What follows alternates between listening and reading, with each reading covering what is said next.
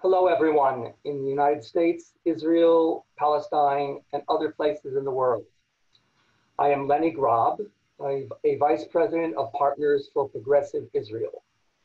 Welcome to our latest installment of Conversations with Israel and Palestine, a series of informational webinars that bring voices from Israel and Palestine to an American and international audience, providing an important link between progressives in the Middle East to those outside.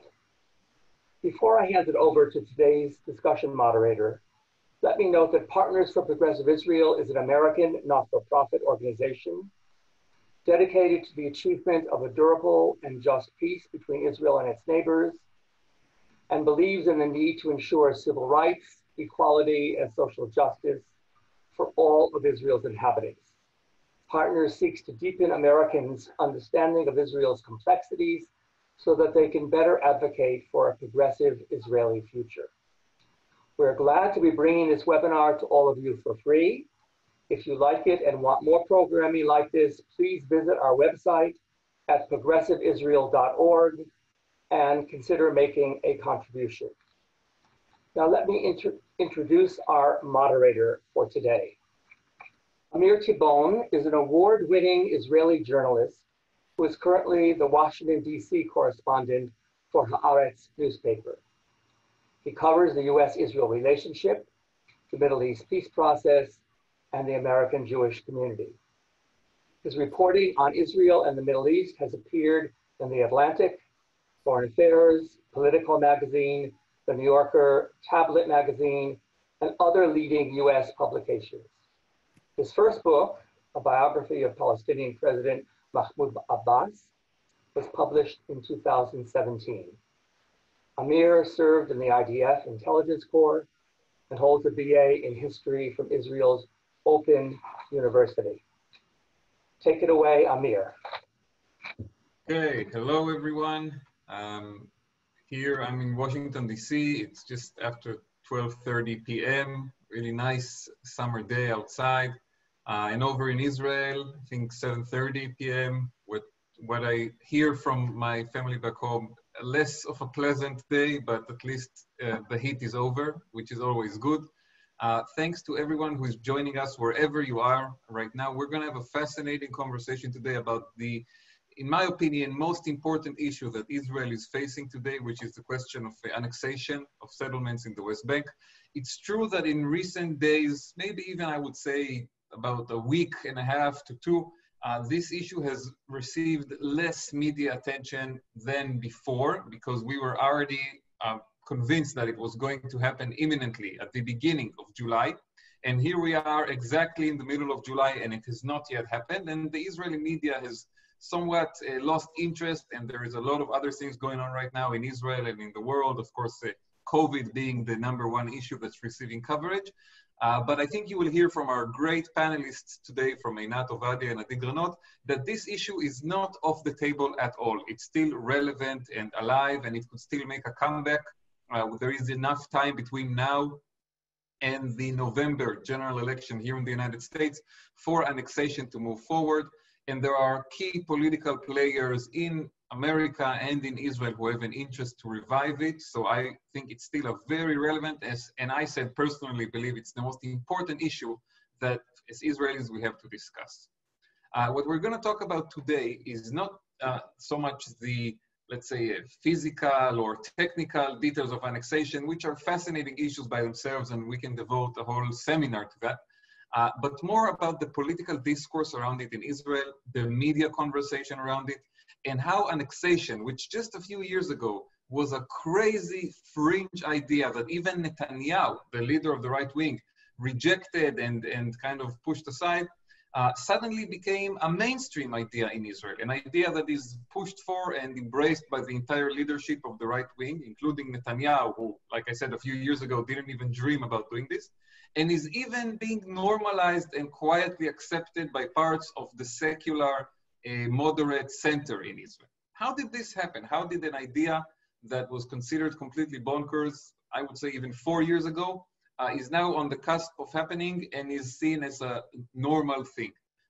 This has to do with the conversation, the political debate, the media coverage, and those are the issues that Einat and Adi are going to talk about today.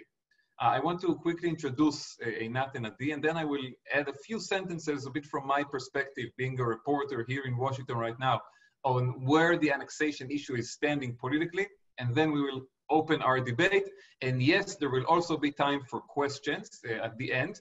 And the way we're going to do it is that if you look on your screen, if you're joining us via Zoom, at the bottom of your screen, there is a little icon that says Q&A. You can click on it and send your questions in writing. I see that at least one person has already sent us a question, which is good. So keep them coming, and towards the end of our discussion, I will direct those questions to Adi and Einat. So now, quick introduction.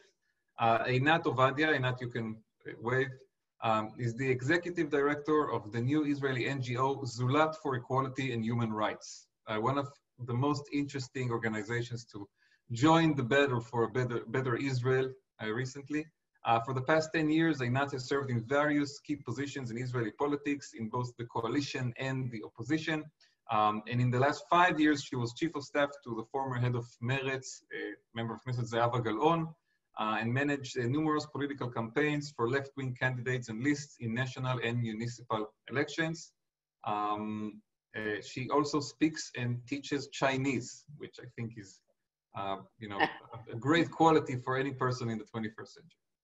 Adi Granot manages the Annexation project for Zulat.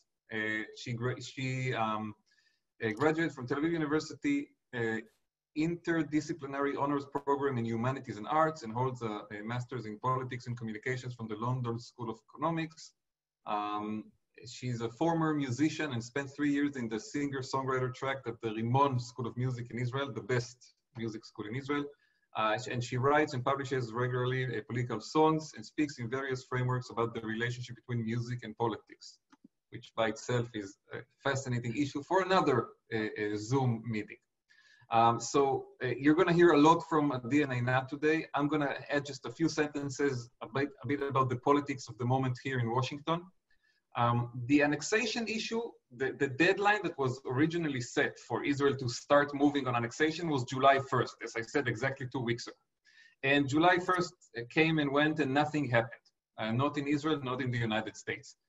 What is happening right now is, first of all, in Washington, in the White House, there has been a lot of discussions about annexation, but there is one person who has not been involved with them at all, and I personally estimate has not even heard the word annexation, doesn't even know that it exists. That person is Donald Trump. All the discussions have been happening between people who are working under Trump. Jared Kushner, his son-in-law and senior advisor, David Friedman, Trump's ambassador to Israel, Mike Pompeo, the Secretary of State, other people in the Pentagon, in the CIA. That's where the discussion is happening, but Trump himself has not been involved yet, has not made up his mind. I think he doesn't even know this is happening. He's got other things on his mind right now. COVID is on the loose, ravaging Florida and Texas and Georgia and Arizona, 4 Republican states. It's not anymore just a problem of the liberals in New York. The economy is in a terrible situation, as everybody on this side of the ocean knows. And there, we had the crazy demonstrations and riots and police violence taking over America in recent weeks. There is not a lot of time for the president to deal with this, but that doesn't mean that it's not going to happen. Because the issue with Trump is that at the same time, the fact that he has not heard about it yet doesn't mean that he cannot make up his mind tomorrow after getting a phone call from one of the more pro-aggressive annexation pushers in the administration, like Friedman or Pompeo, and just announce on Twitter that Israel can keep the West Bank forever. I mean, this is how decisions are made in Washington today. So the fact that July 1st did not bring any movement doesn't mean that the idea is dead. In Israel, at the same time, we also have an interesting political dynamic, and I'm sure Einat and Adi can give more detail about that. But basically, the so-called unity government that we have right now between Netanyahu and Gantz, basically has also been dealing almost all the time with the problem caused by COVID and the economic situation. I think they are not dealing with it very well. I would give them very bad grade for how they are dealing with it, because we're seeing that in Israel also COVID is just exploding. The economy is in a terrible situation. But this is the main issue on the news. Israelis are not talking about annexation. Most Israelis don't really care about this issue. Unfortunately, the media has not done a good job of educating the people about it, and people are just, not really discussing it. So there's also not a lot of momentum behind it in Israel right now. Most Israelis care more about how they're going to survive economically with this current craziness we have, 20% unemployment. And they're concerned about their health and their family's health. They don't really care about which settlements will be annexed under the Netanyahu and Friedman plan. But that does not mean, again, that the people who are pushing for annexation, Netanyahu and people in the religious right wing in Israel and their allies here in America, have given up on the idea. Everybody involved right now in mismanaging the corona issue in America and in Israel could use a distraction. And annexation could be the distraction that they need. It's a distraction and also destruction, because it will be destructive. But this is what they need right now. They need chaos. They need a big mess to make everyone forget about how they have failed miserably. So I would wait and see. And there is one more component I will mention before passing it to Einat, which is, of course, the American election. I do think that Netanyahu, as irresponsible as he has become in recent years, and as much as the legal situation that he's facing has made him go to really extreme places, even with all of that, I do think that Netanyahu realizes that the more we are getting close to the US election, the more risky the annexation gamble is going to be. Because if you do this kind of thing 2 months before the American election, that is really giving one big slap in the face to Joe Biden. And if Joe Biden ends up winning the election, which is far from certain, but it could happen, there will be retribution. And I think Netanyahu and his appointment in Washington, Ron Dermer, they do understand that it is better to try to do this during the summer and not after Labor Day in America, when kind of like the election campaign really gets, into the final stretch. So I do think there is somewhat of a deadline here, that they would prefer to do it in the next few weeks and not too close to the election. But honestly, with the bunch of meshugas running the show right now in Israel and Washington, I would not rule out even something closer to the election. It would be highly irresponsible. It would be a huge risk, but we've seen crazier things happen. So I will stop over here with my little presentation and turn it over to Einat. Einat and they are going to talk mostly today about a really amazing research that they did together about how annexation has been debated, discussed, presented to the Israeli public. I think it's the first, Einat, correct me if I'm wrong, it's the first kind of public product that Zulat is putting out since the foundation of the organization. And before we go into the details of the research, if you can talk a little bit about Zulat and the need for this kind of organization right now in the current reality. Yeah. Okay, so thank you, Amir. Actually, that report, the annexation report, opposing annexation report, it's the first activity and the first report that we published. I would like to introduce Zulat just a little bit. And first of all, thank you for your participation. As Amir said, I'm Einat and I'm the executive director of Zulat. And I would like to briefly present Zulat's vision and mission for the next few years and connect it to the political situation in Israel right now. Zulat was founded, I'm sure that you all heard about Zehava Gal'on. Zehava is the president of Zulat, and Zehava founded Zulat to ensure a progressive future for Israel, something that we are not able to imagine nowadays. If you don't know Zehava, she was the former head of the Meretz party, and she was the founder of B'Tselem. And I'm really glad to say that together with Zehava, among Zulat founding members, you can find opinion leaders, former Knesset members, and academics from the Israeli left that represent the progressive camp here. This is why I believe that Zulat's voice will be a leading voice in the public arena. And lots of people ask me, okay, why now? There's lots of organizations in Israel. Why now? Why Zulat? And it's important to say and to connect Zulat and why now to the political atmosphere in Israel and why Zulat is unique. So it's not a secret that for the last decades, Israel democracy has been under attack. And there has been an ongoing process of delegitimization of liberal values combined with a rise of corruption, hate, incitement, racism that actually weakened the progressive camp and forced us for much too long to take defensive and often losing positions. Well, Israel is not alone, as you probably know. This is a part of a global trend of rising of right-wing conservative forces, and actually the destruction of the old democratic order as we knew it before.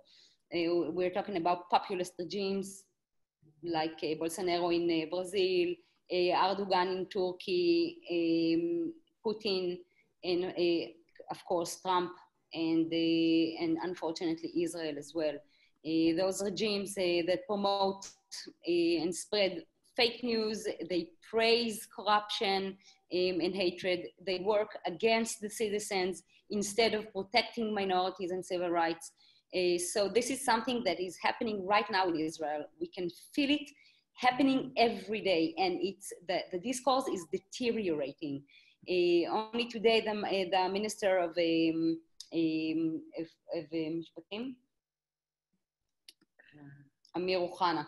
No. Okay, never mind. So the political system in Israel actually failed us. The ones who pretended to offer us alternatives and hope, I'm talking about Gantz and Kahol Lavan, by allegedly end Netanyahu's regime, ended up betraying the voters. I have no other word to describe what happened. And they found themselves collaborating with the most corrupt, racist, ultra-right government that was ever founded in Israel as we see it. And after more than a decade working in the political system, I can tell you that we realized that the political system in Israel is not the solution. The political system became part of the problem. So what is the solution then, Einat, if you're not looking at the political system? Yeah, we think that the solution is civil society organizations like Zulat that have to set a new civil agenda to Israel and start putting pressure on decision makers. We think that this is the only way that we'll be able to do that. And actually, that was exactly what the ultra-right organizations in Israel, that was their method for the last decade. This is how they got hold of the Israeli agenda, and they dominate the media, they dominate the political system, and they shifted the agenda from progressive one to conservative one, and I think it's time for us to fight back. So Zulat I think that Zulat is a unique organization. First, it's an activist think tank for advocacy and policy on equality and human rights. We position Zulat as the bridge between the political arena and the civil society. And we do that in order to influence policymakers and to change the discourse in the media, to be more positive towards equality and human and civil rights while reporting. And Zulat is about let's say, a broad conception of human rights. We look at the universal rights as a whole. Individual and collective civil rights, social and social rights that includes rights of dignity, the right to dignity, education, health, and other different aspects complete one another. And this is exactly what we do in Zulat. We take a big issue, a big project that is regarding all kind of the different aspects of those rights, and we make a whole concept out of it. And the other thing that I think is unique for us is that we combine research and activism on social networks. On the other hand, we conduct serious database research, and on the other hand, we produce an online massive campaigns in order to make noise and actually start to fight back and stop being polite. And pardon my French, but I think it's time for us to kick some ass. I'm sorry that I'm using this word, but this is what we need to do now. So our approach is also a unique one, because we've decided that the unique approach of Zulat is by taking, let's say, offensive a position rather than defensive one. We've decided that we are not reacting to the right-wing discourse anymore, an agenda. We are creating our own language that promotes liberal values, human and civil rights values, and equality values. And we were aware that this is a long-term process. It will take time. But I can promise you that we are going to be very, very consistent with the message. And we are determined to make a long change in the long run. And this is, so, yeah.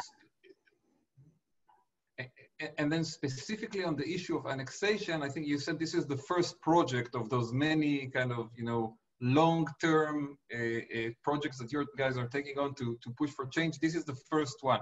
Why did you choose to start with this? Okay, first of all, because it was something that was on the agenda in Israel. Everyone talked about the 1st of July. We were all expecting that something will happen, and we had to react, of course, to this. But we had to, let's say, expose, and they will expand in a few minutes and talking exactly about that. But we meant to expose the whitewashed discourse of the right wing and anti-liberal powers that use and often use, and they're still using, soften terms to conceal cruel and very, very dangerous ideas. Let's say applying sovereignty instead of using the right term, which is annexation. And as we see it, it's not just annexation. It's going to be apartheid, and Israel is going to be a apartheid regime. So this is what we decided to publish first, and I think that now Adi is going to talk and to expand. She was the one to write this report. And thank you very much. Now Adi. Hi guys. Thank you so much for joining us. This is very exciting. So as Einat said before, and Amir also, when we came across this subject, what we thought about initially was we wanted to look at the shift of this notion.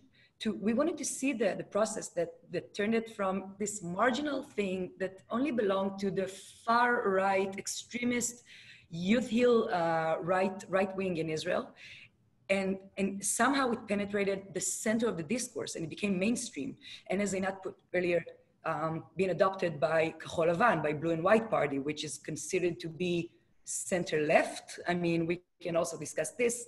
if we're talking about whitewashing discourse, but that's for another session. But still, they're considered to be the center, and they have adopted those ideas, even though they used to be loony. People used to think of them as unheard of. And what we wanted to look at is this shift, is this notion.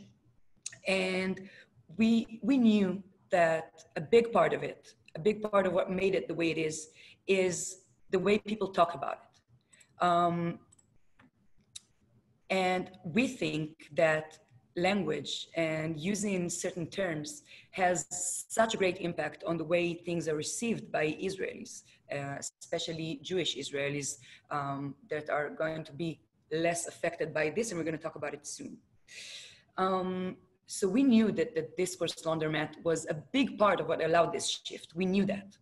We also know, and this is something not everybody knows, and the right-wing laundromat uses this fact, that the fact that people don't know that. Annexation, this is not an interpretation. This is the reality. Annexation means applying an apartheid regime that will replace Israeli democracy. Israel will cease to be a democracy. Adi, you also no longer be a democracy once we do that. And you also use this formula and this specific word. I mean, we can't hear you. Can you hear me now? So my question is, you also use this formula and this very loaded word, apartheid, in the report itself. Aren't you, shaking a little bit to use it? Don't you feel a bit uncomfortable with the use of this specific term to describe the reality that will be created?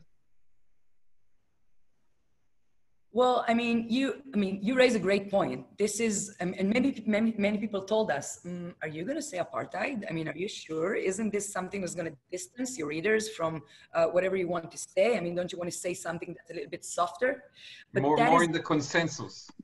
Yes, but that is exactly, if we would have done that, we would participate in the exact whitewashing that the right wing in Israel is conducting, and we don't want to do that. We want to fight it, and we want to call a spade a spade. We want to put things as they are, and this is apartheid par excellence. There's no, you can't avoid it, and therefore, and since we are touching particularly on the issue of discourse and the way it's been washed, we can't afford not saying the word apartheid. It was super important to us. That's the first thing. The second thing is reality, and let's talk about that for a second, because in reality, all the current plans for let's think of the Trump plan as an example, because this is one of the most prominent ones that are on the table right now. They're based on the division, basically on the division of the Oslo Accords that divide the occupied territories to A, B, and C areas. So now we're talking about partial annexation rather than a full one. And this is a crucial point, because the mere fact, the very fact that the plan is to only partially annex only some of the occupied territories means that the rest of the areas is we're going to annex, if it comes to light, we're going to annex area C. And areas A and B, which are the main population centers, Palestinian population centers in the West Bank, they're going to remain and be the Palestinian state. And I'm using air quotes because this is not going to be a state. This is not going to be a sovereign entity that can provide for itself or for its citizens. It's going to be under Israeli military rule still, because we're going to still use the security pretense or excuse that I'm going to touch on in a few minutes. And we're going to control everything, the roads, what goes in and out, every infrastructure, everything. And so if we're going to annex part of the territory and leave the other one in such a bad condition in enclaves, just like the South African Bantustans from the apartheid regime that ended up in the 90s, that means that we're going to literally leave the Palestinians in A and B territory, A and B areas, in no man's land, literally no man's land. This is what's gonna happen. So to answer your question, Amir, there's no way of avoiding this. This is apartheid, and these are the plans. And the fact that most of Israeli public doesn't realize that is because of denial. We don't want to look at ourselves and see the ugliness of what we do. And we've been hiding it for 53 years of occupation that has, of course, made us more tolerant towards the deprivation of human rights. And also people don't know. And this is where we come in. We want to talk about it. We want to say it. We want to say it out loud and not be part of the laundromat. In terms of the media discourse in Israel and how this is being debated in the media political scene, this is not a term you would see at all. Definitely. I mean, I don't want to generalize. There are media entities. Okay, in the Haaretz editorial, but not outside of that, of our bubble in that sense. Your words, not mine, but I agree with them. So let me just walk you through the whole report, and then I'll touch on in general, and I'll touch on exactly that point in just a few minutes. So what we decided to do is divide this whole process into 7 easy steps of the laundromat. The first step is stain removal. Stain removal means differentiating the meanings of this act of apartheid, of annexing. Where we talked about the term applying sovereignty. Applying sovereignty is a sugar-coated term that means apartheid. This is exactly it. But the media has been using it and using it and using it relentlessly because they took part in this laundromat. So let me show you this table. As you can see, we have the three different terms: applying sovereignty, annexation, which applying sovereignty is the most whitewashed one. Annexation is, let's call it the most neutral one, even though a lot can be said about this too. And the third one, apartheid. Ooh, okay. So if we look at the changes at the change that occurred in the appearances of the use of each of this term from December 2019 to January 2020, where Trump plan was officially launched. Okay, this is where it was published for the first time to its full. It's been, I mean, back in May, Kushner talked about it in the Quran, but this is the time where it actually, they let it out. And we can see that from December to January, there's been an insane increase. Look at this number. Oh, sorry. Look at this number. Almost 3,500% increase in the use, in average, in 3 media entities that include both, not just the Haaretz, which is more of the Haaretz editorials. They use apartheid more than other entities, but Israel Hayom, which is considered to be Netanyahu's mouthpiece, and the most far right, well, not the most far right, but definitely right wing news entity, and Ynet, which is considered to be kind of neutral, I would say. Would you agree? Very mainstream. It's considered to be very mainstream. I think more mainstream. I mean, I think the issue here, of course, Israel Hayom, which is pro-Netanyahu, will go with his language. But what you're saying is that also the forces that are against Netanyahu in general, on issues of his corruption and just hating him personally, some of them. And, a lot of times politics in Israel is just different gangs fighting for power. But you're saying even the gang that doesn't like Netanyahu, on this issue, they're not challenging the annexation, the applying sovereignty kind of discourse. They're going along with it. Yeah, I mean, to the least, not nearly enough. Let's put it this way. So we can see that while there's been this insane increase in the average use of the term applying sovereignty, the term apartheid, sorry again, the term apartheid had absolutely no increase around that time. And we particularly used this time because this is when this issue was on the agenda. It was highest on the agenda. Everybody covered it. And this is a good time to examine the shift in the discourse, in the media discourse. And so we can see, if I want to summarize this, apartheid is concealed.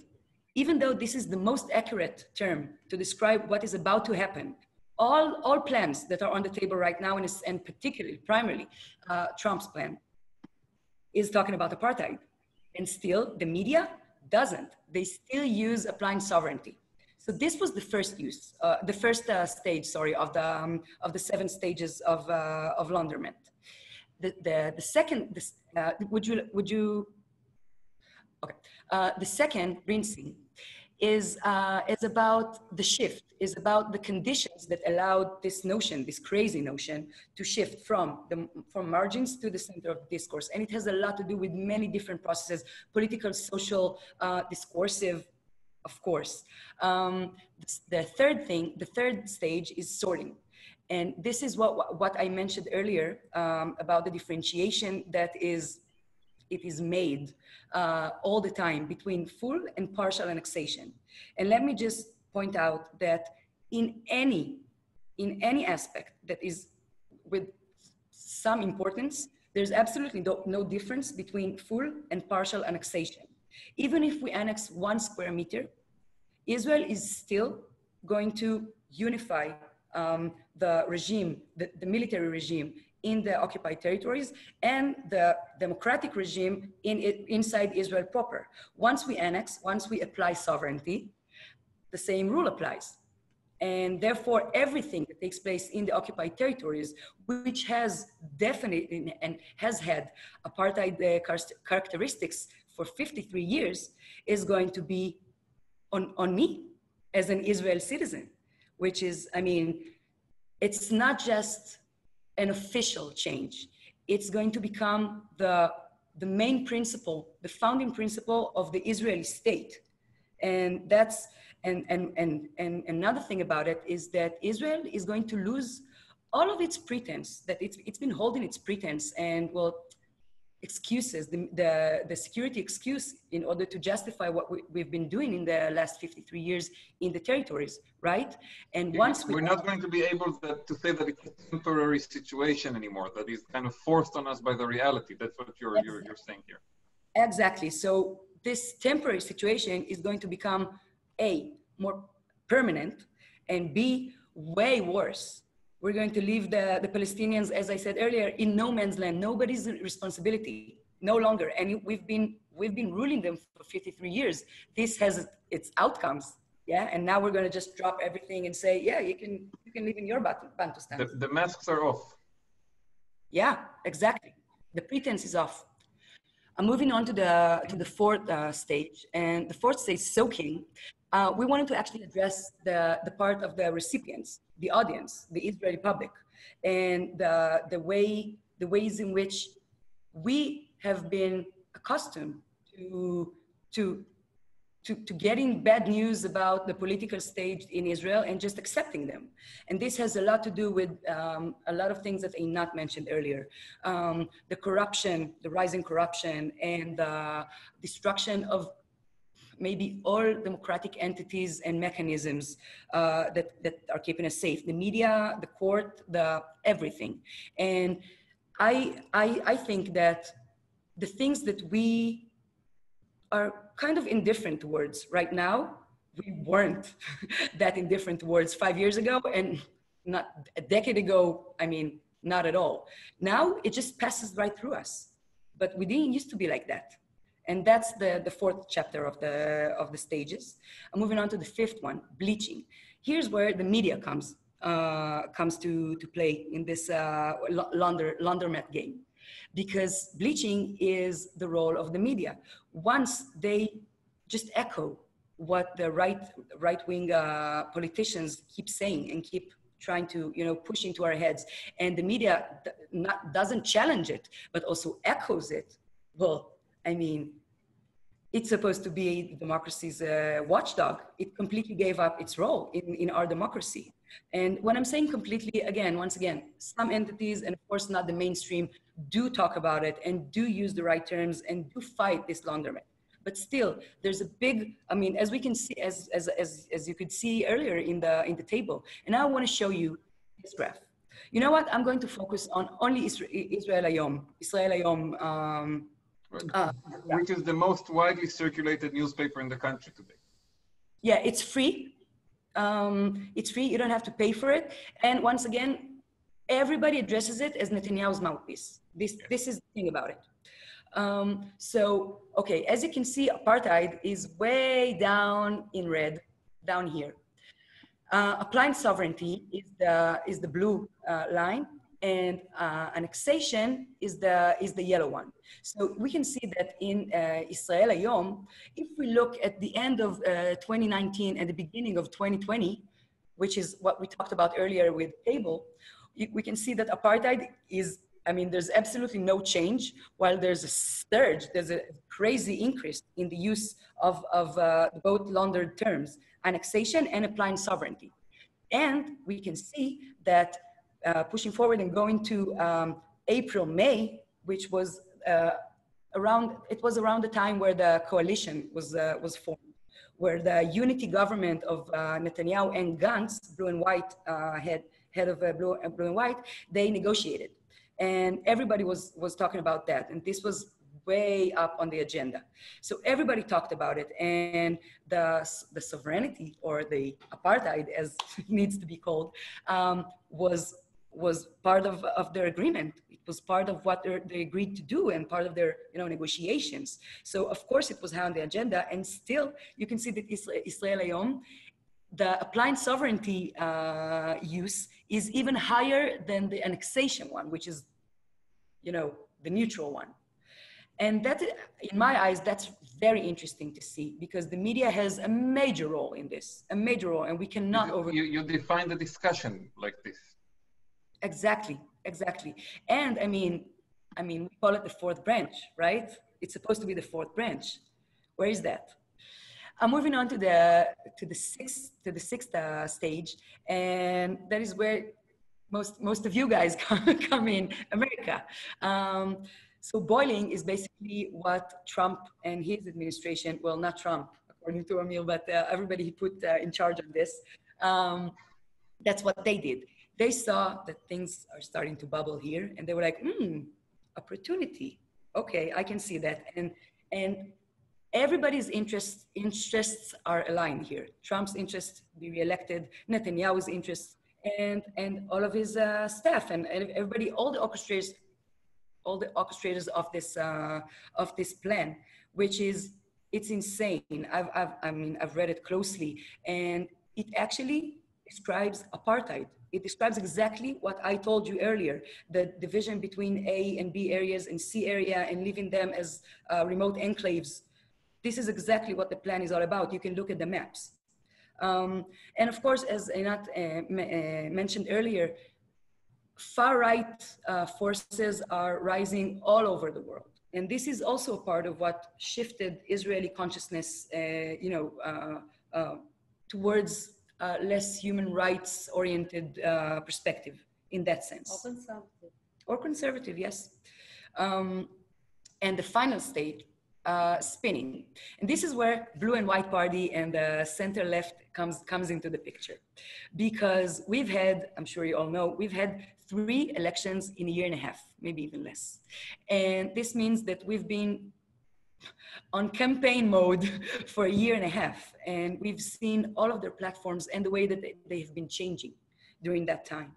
And you can actually see, if you look, and this is all on the report, and I mean, you're more than invited to have a look at it later. You can see that Trump's campaign, it escalated. At the beginning, he was like, yeah, I like the Jordan Valley. It's very important to me. A month later, he explicitly talked about annexing it, applying sovereignty. Sorry, he used applying sovereignty, of course, because he's part of the launderment. And by the time that he had to form a coalition together with Netanyahu, which he was forced into because of the COVID crisis, it was part of the agreement. He completely let it happen. And that's crazy. That used to be an idea that belonged only to far right. Gantz, you couldn't even imagine putting the same Gantz and annexation in the same sentence. And now He's part of it.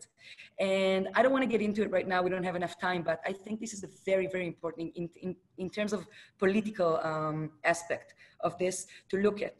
And I invite you to join us and read the entire report to see that. Okay, so I'm going to leave this to you. Yeah, I'm basically done, Amir. Wonderful. Okay, that was, I think, a masterful explanation. And I have to say, as somebody who's been working in the media in Israel for the last decade, I agree that on this issue, we've seen a massive failure by the media in Israel. It's a complicated issue. And even if you don't come from the perspective that we all share in this discussion, which is, of course, a more left-wing liberal perspective, even if you do come from a more centrist, security-oriented perspective, there are major issues and concerns with the annexation issue that have basically been completely tossed aside in the debate. I think some of the most vocal opponents of annexation in Israel, it's true that they don't use the apartheid term like Adi used, and they don't go into more of the discourse angle, which you guys focused on, but still some of the bigger opponents of the annexation move have been former generals and former heads of the Shin Bet security agency, people who come from the security establishment, and they think it's a bad idea. Maybe they don't think it's apartheid. Maybe they've not given thought to this specific angle of it. But they think it's a bad idea from a security point of view, that it will create problems for Israel, for the military, for the intelligence agencies. Even that has not really been discussed thoroughly in the media. And, we've seen a collapse, really, of journalism, playing the role that it should play around this debate. And I think that connects also to the failures of the political system that Einat described, because the two things are connected.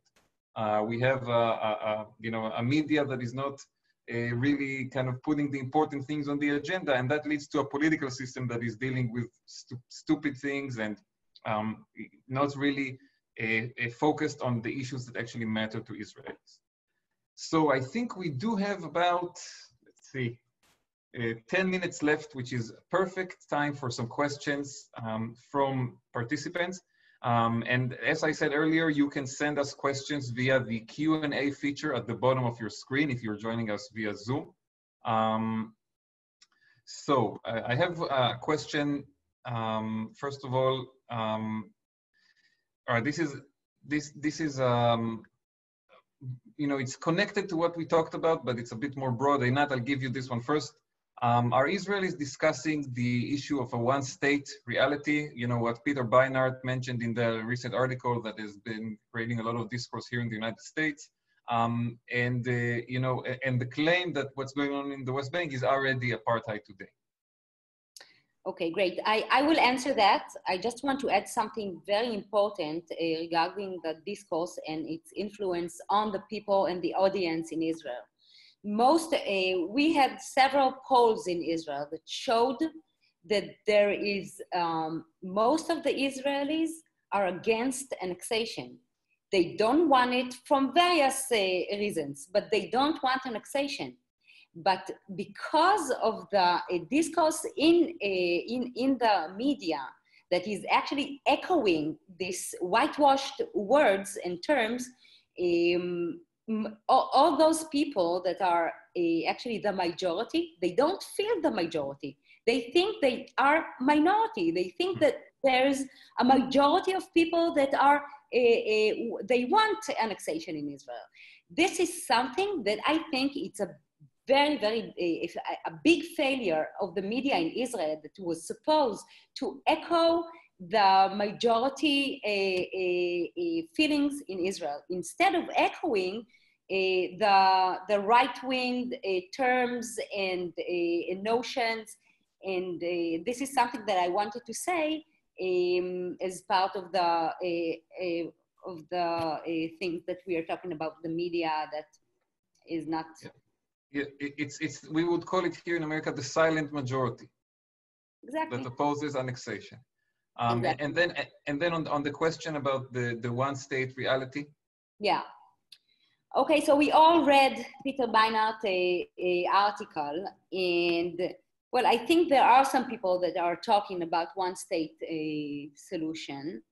Well, I have to tell you that I think, first of all things, I'm not so sure that the two-state solution, one-state solution now is in the moment is, I think it's a little bit irrelevant because there's new reality that was created on the ground in Israel.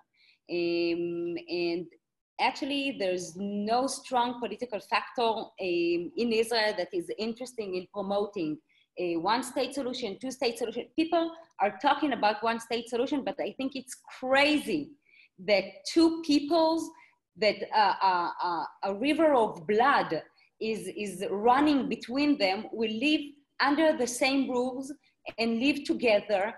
And we know that the two-state solution, if you ask me, it's the most, it's the answer, and it's the most, it's the most ideal answer for the situation in Israel. But I don't think it's in our mandate, in Zulat mandate, to talk about two-state solution or the political solution, because our point of view is actually the struggle for human rights and equality. And we are looking, if we are looking from that point of view, we care more about those Palestinians, and both Palestinians and Jewish people will have the right to vote. They have their political rights, and this is actually our struggle, and not really the political state, the political position about two-state solution. So I don't think it's our mandate. If you ask me privately, I think that two-state solution is something that we have to do. Okay, Einat, one more question for you, which is more technical. Is it possible to get the full report in English on your website? Yeah. And then to Adi, there is a question about Israel Hayom, which you mentioned. If you can speak about its influence in changing Israeli public opinion. So. Well,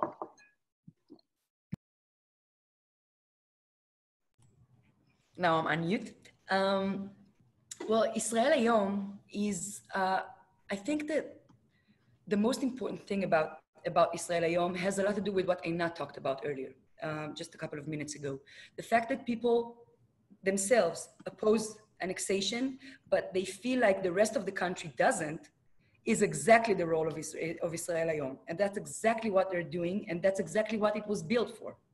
Netanyahu is very smart, and he knows that the grip in the media is one of the most important things that he has to have in order to sustain his rule. And I'm sure that, people talk about something, they give it a name. Why won't you adopt that name? Why don't you use that name? If I was, the average reader of news in Israel, and I would read Israel Hayom, I would definitely use the word, wouldn't even think about using the word apartheid. Also, it's not just the word, it's also the content. They don't talk about it. They don't mention any of the implications of annexing. They don't talk about it. The fact that we're going to have security problems and financial problems, and that's just us. And that's not the most important thing. The most important thing is the deprivation and the hurt in the Palestinians, deepening what we've been doing to them for 53 years. In so many aspects, I can't get into it right now. It's all in the report. We will give you the link. Definitely, we'll send it here. But they don't talk about it. They don't mention it by name. They don't mention it by content. So why would I? If I was a reader of Israel Hayom, I would call it applied sovereignty. And I would think of it as a positive thing, as something that has a lot to do with, self-determination and Zionism, good Zionism. Because this is what it's meant to do. It's meant to take this explosive bomb of annexation and wrapping it in this shiny bubble wrap. And saying, here, take it. Look, it's pink, it's shiny. That's exactly the role of Israel Hayom, and it has been in many different issues for Netanyahu, I think. Okay, I think we have one more question, and I think maybe I'll give both of you an opportunity to answer it, but briefly, you know, like a minute or two. And the question is, can annexation still be stopped?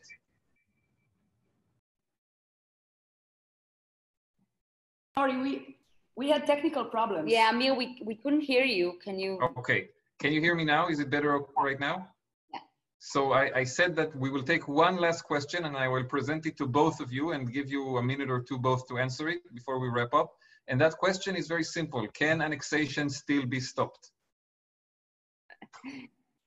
We think, well, I think it depends on the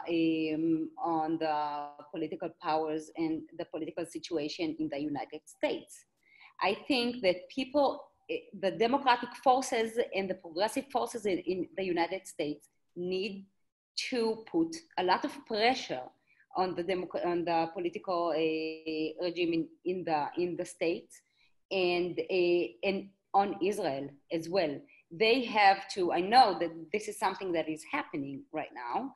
They're talking about economic sanctions if the annexation is going to happen. And this is something that we promote and we agree. And we think that this is something that will help to stop the annexation from happening.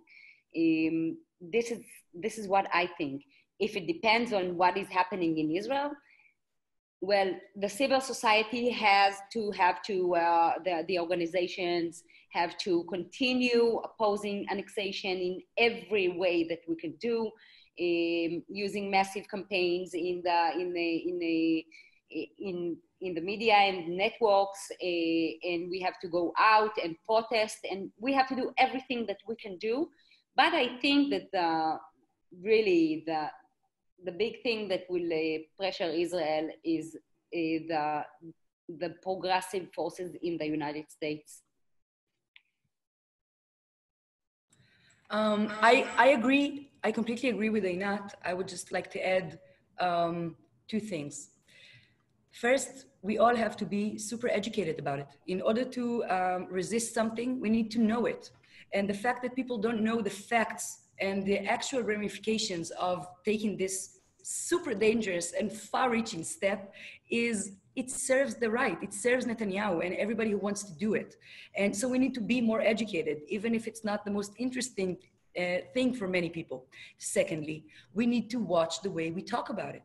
For instance, I've been saying the occupied territories instead of just saying the territories, for instance, which is the Israeli way of calling it. People say ashtachim, the territories. And I've been calling it every time. I've been annoying saying the occupied territories because I think it's important. I think it's important for all of us to keep remembering, to keep reminding ourselves that they are occupied. And this is why I never use the term applying sovereignty, only annexation and apartheid. And we have to keep pushing it. This is how Einat talked about taking an offense instead of defense. This is it. Let's rule the discourse. Let's have it in our own language, the true language, the real one. That's my take. Great. Friends, thank you so much for a wonderful discussion. And I think everybody learned a lot from listening. And before we say goodbye, I do want to give Lenny the last word to summarize the discussion. So handing it off to you, Lenny. But I think you have to unmute yourself in order for everyone to hear. Thank you, Amir.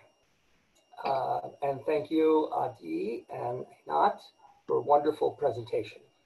Thanks to everyone for joining us for this conversation with Israel and Palestine. And thanks to the staff of Partners for Progressive Israel for their work in making this happen. To learn more about us, to learn more about Partners for Progressive Israel and our future programs, please go to progressiveisrael.org. And while you are there, please consider contributing. That is what enables us to bring programs like this to you at no cost. Thank you all and stay safe. Thank you, everyone. And I invite you to go into our new website, and we need your donations and everything that you can do to help us continue our very, very important work. Thank you very much, Amir.